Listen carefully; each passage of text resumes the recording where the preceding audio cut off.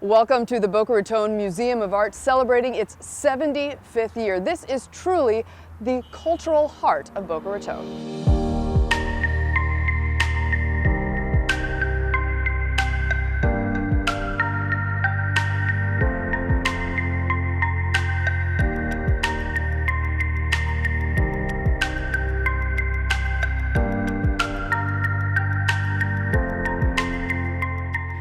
Welcome to Passport to the Palm Beaches. We are here at the gorgeous Boca Raton Museum of Art, and we are with Teresa Russo, and you are the Academic Programs Manager. That's correct. What an amazing job. Oh, Tell us a little bit about what you get to do each and every day. Oh, thank you. Well, we welcome students from K to 12, and we also work with university students. And for K to 12, we do Education Morning, where we do art in the studio down here in our education center, and then we do 1 hour tours in the museum. And so they get to create something that one of our contemporary or modern artists have made. So that's a lot of fun for them. And in some cases, for these young students, it's the first time they are doing art, and that they're doing art together with their friends and their teachers there. So it's really wonderful to see their joy in the finished product. You guys are so involved with the community. Talk about how important that is to the museum. Yes, we really welcome all students and everyone here in the community. We have great programs for students in that everything is free for them. The art is free, the tours are free, and then we even have free tickets for them that they can then share the tours, the galleries with their family. They can come back. So not only have these wonderful academic programs, you also have some incredible exhibits. Yes, we do. Tell us about this one that you have going on right now. Yeah, so this is special.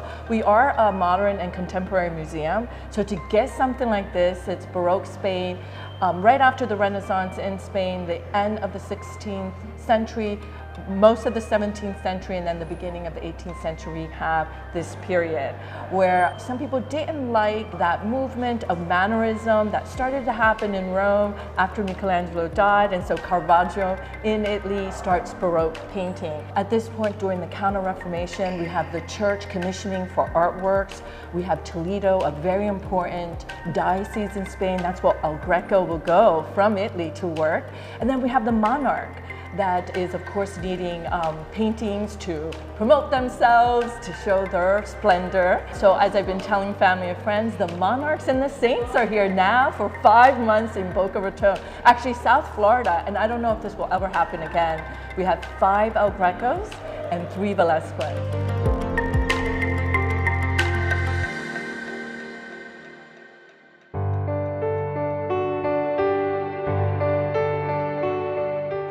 What you start noticing with El Greco is the color of the skin is that phantasma color.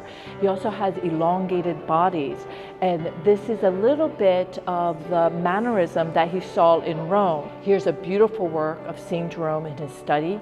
This is a very interesting piece because, again, he was influenced by the Italians, and the humanists felt that St. Jerome needed to wear the cardinal red. This is 1590. And we know this is at least one of the apostles because of the Gospels in his hand with a pen. He is a writer of the Gospels. This is the apostle, St. James, and James becomes the patron saint of Spain.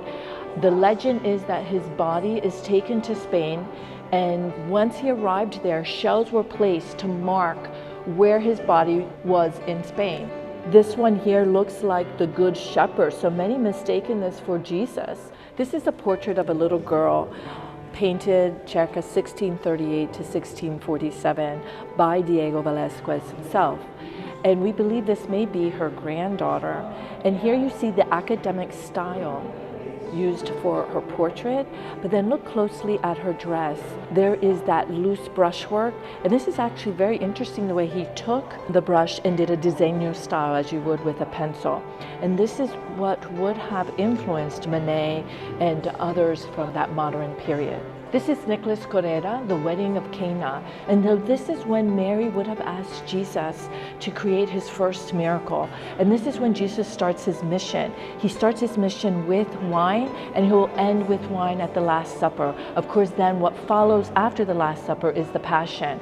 But look how magnificent this piece is. It really shows the height of Baroque Spain. This is a Bolivian artist, St. Peter of Alcantara and St. Teresa. I call them the sons and daughter of Spain. This is Viva Cruce, Christ carrying the cross in 1661. This is part of the Passion of Christ. During Lent, there would be the Stations of the Cross, and this is actually one of the stations where Jesus is carrying his cross.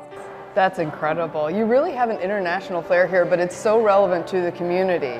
You have something wonderful for the kids as well with this exhibit, yes? An interactive room? It's an interactive room. Our first time putting something together like this that the education department came together to create, and we're so happy to show you.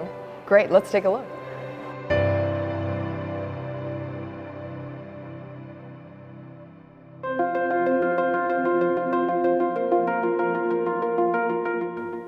It's time to imagine and inspire. We're in the interactive room. Tell us about the first stop in the room, these great fun facts. Yes, so the Department of Education, we got together and we thought, what can we do to, like you said, lighten it up a little bit and give families a break and a time to reflect on the signs and symbols and everything that they're seeing in these paintings.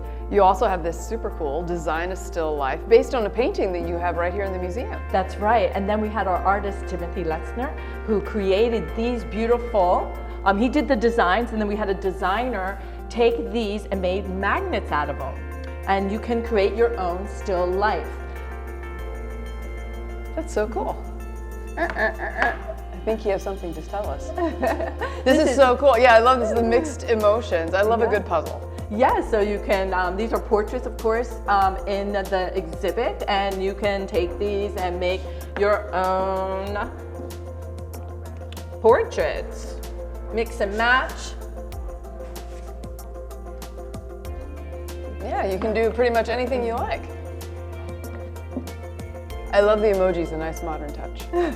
A little earlier, we were discussing the importance of portraits and the times when people generally were seeking to have them made. Can you share with everyone? Sure. So if you have a loved one that will be away, especially men going away to war, you'd have a portrait to keep them near you in paintings.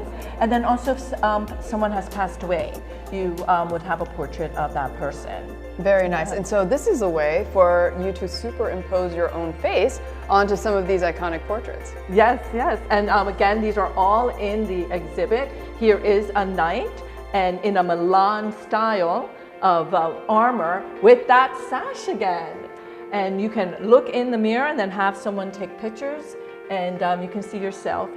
Stay tuned for more Passport to the Palm Beaches.